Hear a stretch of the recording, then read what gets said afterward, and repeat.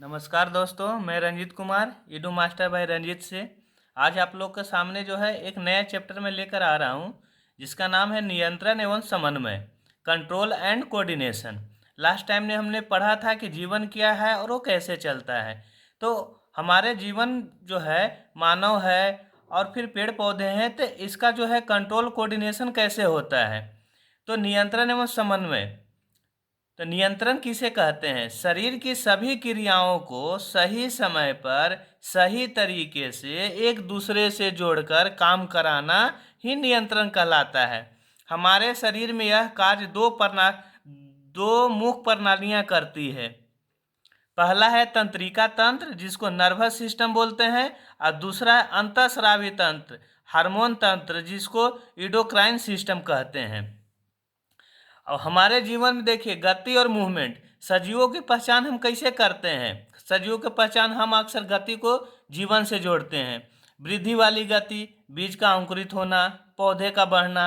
बिना वृद्धि वाली गति, दौड़ती बिल्ली, खेलते बच्चे, जुगाली करती भैंस। उद्देश्य, ये गतियां पर्यावरण में बदलाव के प्रति अनुक्रिया है या अपने लाभ के लिए की जाती है।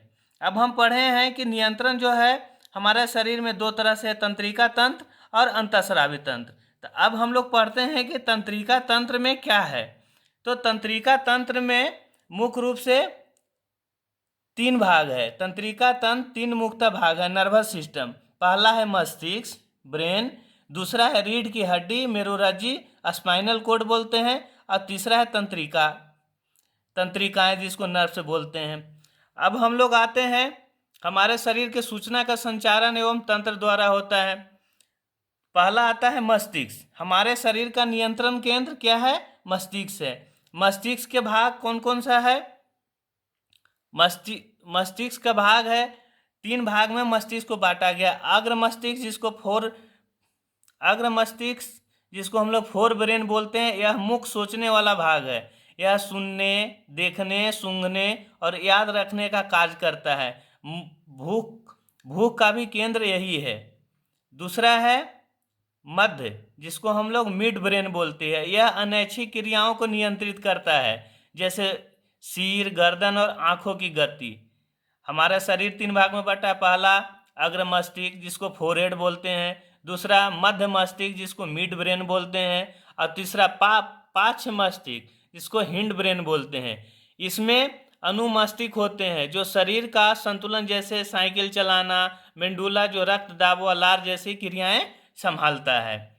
तो अग्र मस्तिष्क हम लोग देख लिए। फोरहेड का काम क्या है? सोच विचार करना, स्मरण शक्ति, मेमोरी, निर्णय लेना, सूचना, देखना, सूंघना, चखना, इच्छा अनुसार कार्य करना, जिसको वॉलेंट्री एक्शन बोलते हैं। मध्य मस्तिष्क क्या है? मिड ब्रेन, आंखों का नियंत्रण और रिफ्लेक्शन क्रिया, जैसे तुरंत रिफ्लेक्शन एक्शन क्रिया करते हैं ना, वो हमारा मिड ब्रेन में होता है, जिसको मध्य मस्तिष्क बोलते हैं। पार्श्व मस्तिष्क जो है, पार्श्व मस्तिष्क इसमें तीन भाग होते हैं।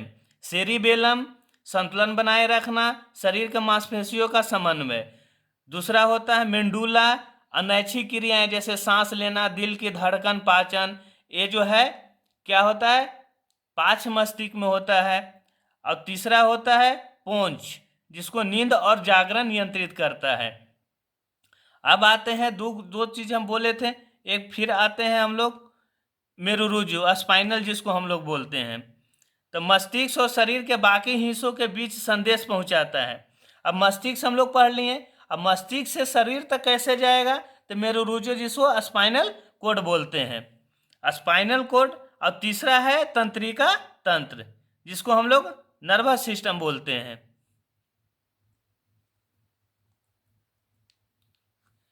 मानव मस्तिष्क देख लिए। अब हम लोग तंत्रिका तंत्र में आते हैं। तंत्रिकाएं तीन प्रकार की होती है। संवेदी तंत्रिकाएं, जिसको सेंसर नर्व बोलते हैं, संवेदना को रिसेप्ट से मस्तिष्क तक ले जाती है, मतलब कि मस्तिष्क से शरीर तक ले जाती है। दूसरा होता है गति नियंत्रण, मोटर नर्व्स, मस्तिष्क से आदेश लेकर मांसपेशियों तक पहुंचाती है। और तीसरा होती है मिश्रित नर्व, दोनों कार्य करती है। रिफ्लेक्स क्रिया क्या होता है? रिफ्लेक्स क्रिया देखिए, रिफ्लेक्स एक्शन क्या होता है? रिफ्लेक्स एक्शन होता है यह तेज और अनैच्छिक प्रक्रियाएं जो बिना सोचे समझे होती है। हमारे शरीर में देखते होंगे कभी कभी कि गर्म चीज छूते ही हाथ खींच लेते, आह गर्म लगा, तो वो क्या हुआ? अनैच्छिक क्रिया हुआ। डॉक्टर द्वारा घुटना मारने पर पैर ऊपर उठना, जैसे कोई हमको जो है ना घुटना पर या कहीं पे मारा तो अचानक पैर उठाना, तो वो क्या होता है? रिफ्लेक्स एक्शन होता है, प्रतिक्रिया होता है। जब हम किसी गर्म वस्तु को छूते हैं तो बिना सोचे तुरंत हाथ हटा लेते हैं, यह प्रतिक्रिया क्रिया है। संकेत मेरुरज्जु से होकर तुरंत वापस आते हैं, इसमें प्रतिवर्ती क्रिया होती है। और रिफ्लेक्शन क्रिया का मार्ग क्या है? रिसेप्टर से सेंसर नर्व में जाएगा, स्पाइनल कोड में जाएगा, स्पाइनल कोड से मोटर नर्व में जाएगा, मोटर नर्व से मसल्स में जाएगा। अब हम लोग आते हैं, दो दो तरह के कंट्रोल था। सेकंड था इंडोक्राइन सिस्टम, जिसको हार्मोन्स तंत्र बोलते हैं। अब देखिए प्लाम हार्मोन्स, जैसे एक तो पौधों में है जंतु हार्मोन्स, एनिमल हार्मोन्स। तो हार्मोन्स का काम क्या है? यह तंत्र हार्मोन नामक रसायनों के मदद से शरीर का नियंत्रण करता है। ये क्या होता है? हार्मोन्स के द्वारा शरीर को नियंत्रण करता है। इसमें प्रमुख अंतःस्रावी ग्रंथ कौन कौन है? तो ये देखिए, पहला है पिट्यूटरी ग्रंथ ग्लैंड, जिसको मास्टर ग्लैंड भी बोलते हैं। ये सबसे महत्वपूर्ण ग्लैंड है। इसमें क्या होता है? वृद्धि हार्मोन्स होता है, वृद्धि हार्मोन्स बनाती है, ग्रोथ हार्मोन बनाती है, अन्य ग्रंथियों को नियंत्रण करती है।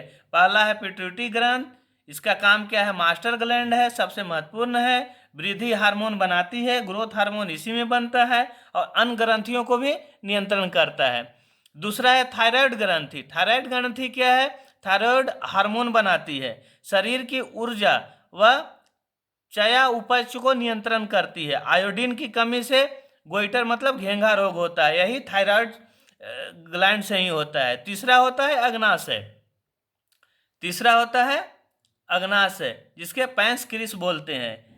अग्नाशय में क्या होता है? इंसुलिन हार्मोन बनता है, रक्त में ग्लूकोज का स्तर नियंत्रण करता है, कमी से डायबिटीज होता है। आप देखते होंगे अभी के समय में डायबिटीज का रोगी बहुत ज़्यादा बढ़ गया है, उसका नियंत्रण कौन करता है? अग्नाशय करता है, जिसको हम लोग पैनक्रियास इंग्लिश में बोलते हैं। ये क्या करता है कि रक्त में ग्लूकोज का स्तर नियंत्रण करता है। अगर ये इंसुलिन जो है अगर कम हो गया तो शरीर में डायबिटीज बढ़ जाएगा, मतलब मधुमेह बोलते हैं हिंदी में। और डायबिटीज बढ़ने का मतलब है कि आपका किडनी, लीवर और हार्ट तीनों को भी डैमेज कर देगा। चौथा है अधिवृत ग्रंथि, जिसको एड्रिनल ग्लैंड बोलते हैं। एड्रेनालाइन हार्मोन्स इसमें से उत्पन्न होता है। जैसे हम लोग का क्या होता है? अचानक डर जाते हैं, गुस्सा, खतरे में शरीर को सक्रिय करती है। ये किस में होते हैं? एड्रिनल ग्लैंड में, एड्रिनल हार्मोन में, जिसको हम लोग इमरजेंसी हार्मोन भी बोलते हैं। पांचवा है पीनियल ग्रंथि, जिसको हम लोग नींद और जागरण को नियंत्रण करता है। पीनियल ग्रंथि का काम क्या है? कि नींद और सोना और जागना, यही पीनियल ग्रंथि नियंत्रण करता है। छठा है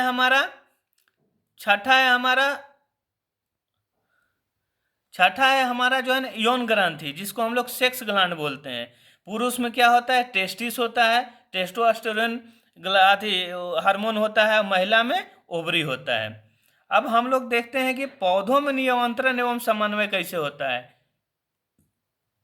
पौधों में तंत्रिका तंत्र नहीं होता है। ये हार्मोन और स्पर्श प्रकाश प्रतिक्रिया द्वारा समन्वय करते हैं। प्रकाश प्रतिक्रिया द्वारा जो है समन्वय बनाता है पौधे के हार्मोन। अब पौधों को जो है हार्मोन हम लोग पढ़ते हैं, तो पहला है ऑक्सिन। पहला क्या है? ऑक्सिन। ऑक्सिन का काम क्या है? ऑक्सिन हार्मोन का काम क्या है? पौधों में वृद्धि, तने का प्रकाश की ओर मुड़ना, जिसको फोटोट्रोपिज्म बोलते हैं। दूसरा है इसका जिब्रेलिन। जिब्रेलिन क्या है? कि तने की लंबाई बढ़ाता है। तीसरा है साइटोकिनिन, जिसको कोशिका विभाजन, नई पत्तियों का निर्माण करता है। चौथा है इथिलीन का काम क्या है? पौधों को पकाता है। पांचवा क्या है? एक्सिसिक एसिड, जिसको हम लोग ABA भी बोलते हैं। ये क्या करता है? तनाव हार्मोन, पत्तियों का झड़ना और पौधों को सुरक्षा देना।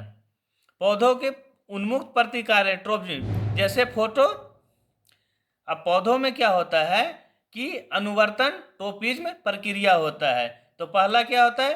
फोटोट्रोपिज्म। फोटोट्रोपिज्म में क्या होता है कि प्रकाश की ओर मुड़ना, तना को जो है प्रकाश की ओर मुड़ना। तना जो है सकारात्मक और जड़ नकारात्मक, मतलब तना ऊपर की ओर जाता है और जड़ कहाँ जाता है? नीचे की तरफ, मतलब धरती की तरफ।